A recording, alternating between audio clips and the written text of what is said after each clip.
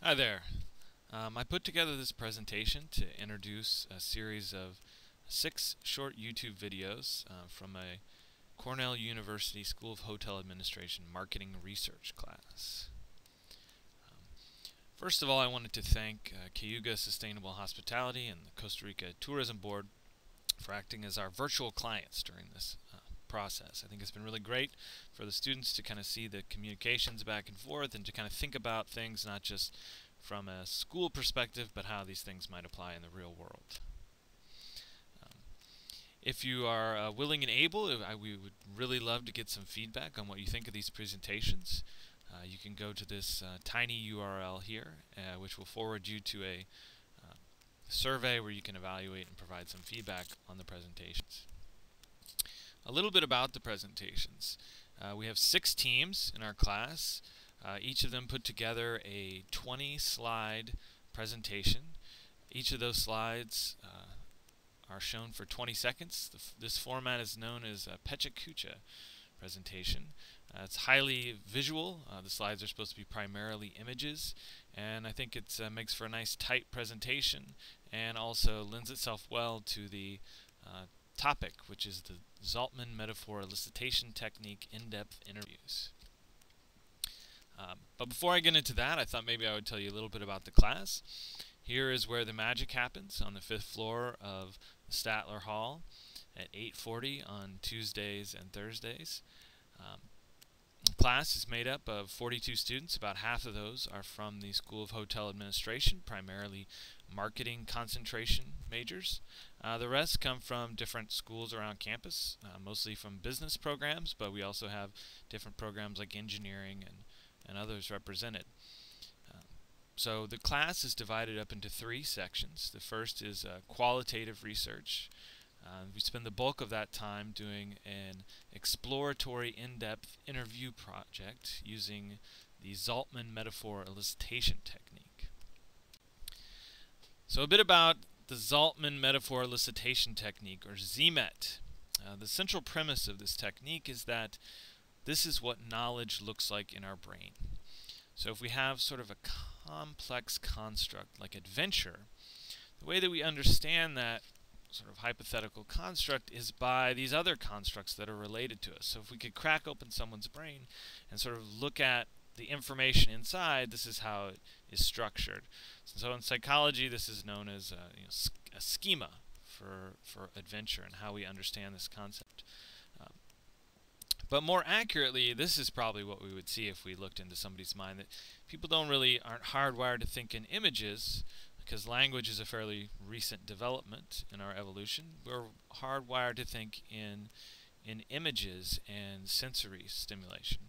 So the ZMET technique uses images to help dig deep into people's self-conscious.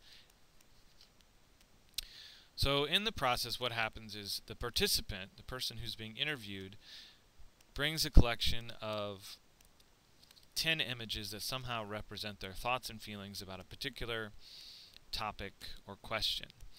The interviewee, the students in this case, then dig into these images to try to find out, what they really represent to the person. So the participant might say something like, well, it's going on an eco vacation is an adventure. And the researcher might say, so you mentioned adventure. Could you tell me a little bit more about what that means? Then once we have fully sort of understand this concept and how people understand it, then people start moving it up this ladder. So, okay, now why is that important that you have an adventure when you're on vacation? And until we fully explain the concepts and then fully sort of figure out why they're important through various techniques and using these images. So that's basically the process, and through this process you can really sort of dig deep into people's subconscious and figure out how they feel about something they may not be able to articulate in any other way. These sort of in-depth interview techniques can help root that out. So speaking of the interviewers, so the students in this case acted as the researchers. So people always wonder, to what extent should I trust student-generated research? After all, they're kind of doing this for the first time. Well, we did spend a bit of time in class watching videos of professional ZMET interviewers. We did some demonstrations with students. We had them practice in lab sessions, interviewing each other and using the various probing and laddering techniques, and then sent them out on their own. So they did have a little bit of training, but obviously not to the level of a professional, qualitative, in-depth interviewer. However, the thing about the ZMET technique is that, on average, a professional interviewer will sort of identify 100% of the important constructs by the time they get to interview 6.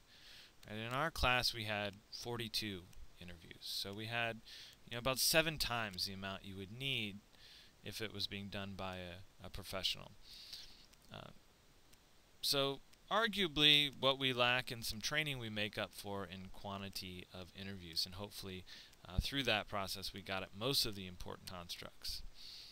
The people that we interviewed, so the participants in the study, were Cornell students. And so another critique of research that you often hear is, well, how should I trust research that is completed by students, because they're a weird group of people that I don't really understand. I would argue that these students are a particularly good group of people to address the question of this research. So the research this question asked was about international travel and incorporating nature into vacations, and I think that Cornell students are very well educated. They're going to be the kind of people who are in the next 5 to 10 years doing a lot of international traveling, and they are young and adventurous and more likely to go to these sort of eco type experiences than maybe other demographics. So I think that this is a reasonable, not even reasonable, but a good group of people to comment on this question. So again, the question that guided our research is, what are your thoughts and feelings about incorporating nature as a component of your vacation? And we asked, again, participants to bring in 10 images that related to this, and then the students went through a half-hour to hour-long interview with each person, coded that interview, transcribed it, categorized all of the thoughts that they found, went through a very rigorous process to devise what were the important constructs.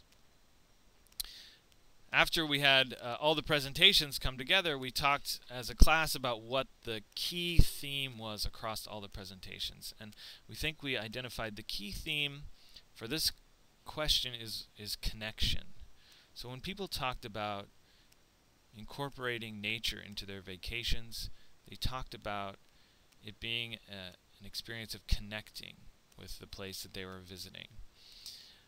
Interestingly, the concept of vacation elicited the sort of opposite theme. That was a theme of escape. So people associated vacation with an escape, but they associated nature with a connection. And so that combining these two things, it was a delicate balance and a problem.